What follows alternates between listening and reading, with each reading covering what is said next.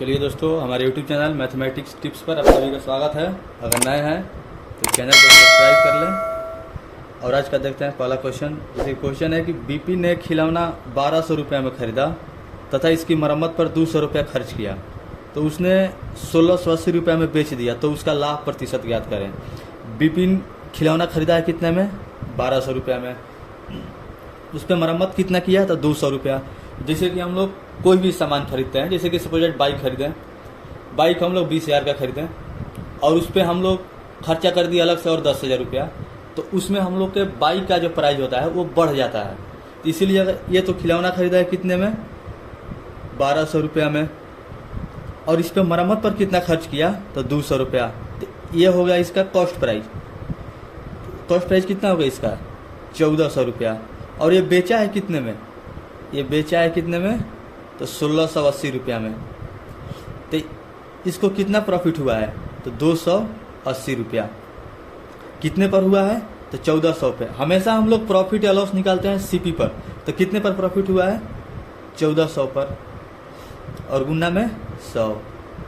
ये देखिए 2 जीरो से 2 जीरो कट गया, ये 14 दूनी 28, यानी कि इसको कितना परसेंट प्रॉफिट हुआ है? 20%। यही हो गया इसका आंसर।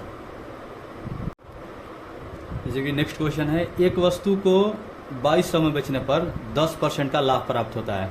यदि इस वस्तु को 2600 में बेचा जाए तो लाभ प्रतिशत क्या होगा?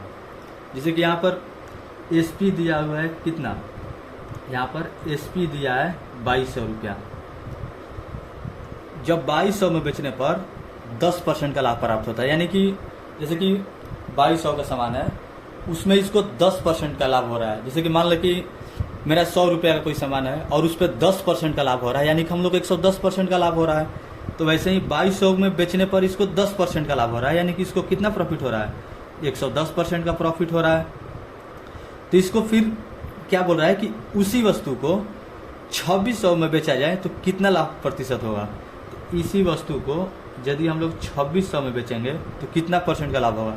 तो यानी कि 110% बट्टा में 2200, ये परसेंट नहीं होगा, 110 बटा में 2200 और गुना में हो जाएगा 2600। तो कितना हो जाएगा? 2 जीरो से 2 जीरो कट गया, 11 दूनी 22, 2 से 13 बार में, यानी कि 130% का लाभ होगा। यानी कि हम लोग कितना हो जाएगा? 30% प्रॉफिट हो जाएगा। चलिए दोस्तों, इसका मेथड नंबर 2 देखते हैं। जैसे कि क्या कर रहा है कि एक वस्तु को 2200 में बेचने पर 10% का लाभ होता है, यानी कि इसको प्रॉफिट कितने का हुआ है? 10% का। तो 10% और कितना होता है? 1/10। ये जो नीचे वाला है सीपी होता है, हम नीचे वाला हमेशा सीपी होता है। तो 10 रुपया पे 1 रुपया का प्रॉफिट, यानी कि कितने में बेचा है? 11 रुपया में। और कितने के सामान को? 2200 को। कितने में बेचा है? 11 रुपया में। हम लोग को सीपी निकालना है, जो निकाला जाता है उसी से गुना करते हैं। तो सीपी कितना है? 10 रुपया। तो 11 दूनी 22, तो ये सीपी कितना हो जाएगा? 2000। लाभ प्रतिशत तभी निकलेगा जब एसपी और सीपी का वैल्यू पता रहेगा। तो यहाँ पर सीपी तो निकल गया 2000, और क्या कह रहा है? यदि इस वस्तु को 2600 में बेचा जाए, यानी कि एसपी दिया हुआ है कितना? तो 2600 रुपया। तो ये इससे कितना ज़्यादा है? 600। सीपी कितना है? 2000, और गुना में परसेंटेज बदलने के लिए 100 से गुना। यानी कि ये 2 जीरो से 2 जीरो, 1 जीरो से 1 जीरो, ये 2 3 6। यानी कि हम लोग का प्रॉफिट कितना आ जाएगा? 30%। यही हो गया आंसर। चलिए दोस्तों, नेक्स्ट क्वेश्चन देखते हैं। जैसे कि जब कोई वस्तु 1050 रुपये में बेची जाती है तो 12.5% की हानि होती है, तो 25% का लाभ कमाने के लिए इसे कितना में बेचे? तो हम लोग को जो 1050 रुपये में वस्तु बेची जाती है उसमें 12.5% की हानि होती है, यानी कि 100 रुपया में 12.5% की हानि, यानी कि 87.5 रुपया में इसको बेची जाती है। यहाँ पर लॉस कितने का होगा? 12.5% का। कितने पर? कितने में बेचा है? तो 1050 में। और क्वेश्चन में पूछा क्या है? तो 25% का लाभ कमाने के लिए इसे कितना में बेचें? तो प्रॉफिट 25% कमाने के लिए इसे कितना में बेचना चाहिए। तो ये देखिए, जो 1050 रुपये का वस्तु है उसमें कितने का लॉस हुआ है, 12.5% का। तो ये कितने में बेचा है, 87.5 रुपया में। और क्वेश्चन में क्या पूछ रहा है कि तो 25% का लाभ कमाने के लिए इसे कितना में बेचना चाहिए।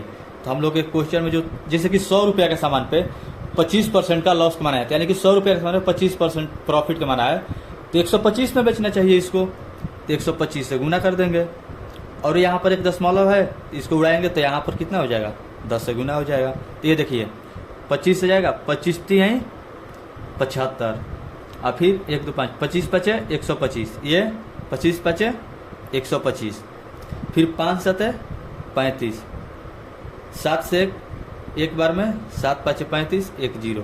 तो यानी कि हम लोग को कितना में बेचना चाहिए इसको,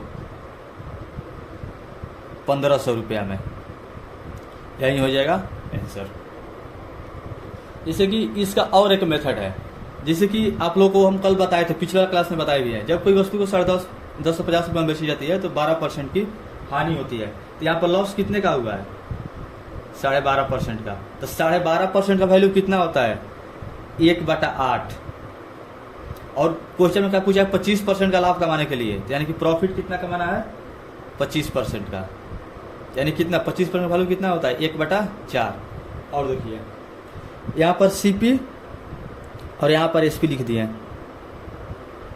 कितना का लॉस हुआ है, 1 का, कितना पर, तो 8 पर। 8 हम लोग का कितना है, क्या बोले हैं, नीचे वाला हमेशा सीपी होता है। तो 8 पर 1 का लॉस, यानी कि कितने में बेचा है, 7 में। और फिर प्रॉफिट कितने का बोल रहा है कमाने के लिए, 25%, यानी कि 4 रुपया पर 1 बढ़ा दीजिए, यानी कि 5 रुपया।